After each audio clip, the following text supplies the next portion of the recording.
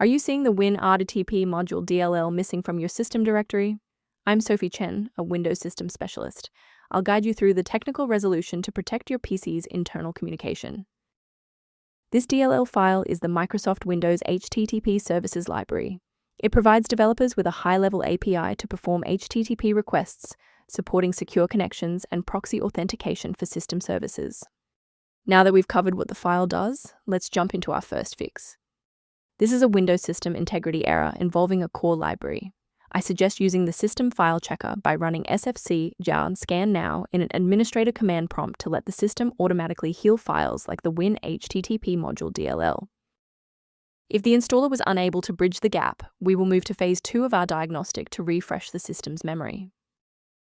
A standard restart allows the Windows bootloader to rescan your system directories and potentially recognize an unregistered the Winhttp module component.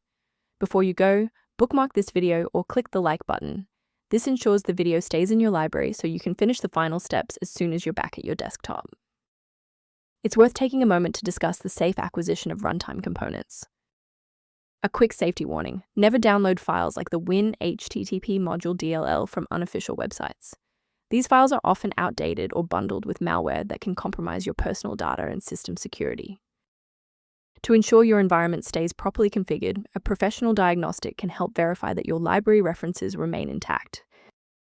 To review professional system maintenance concepts, the diagnostic kit below includes the Winhttp module documentation.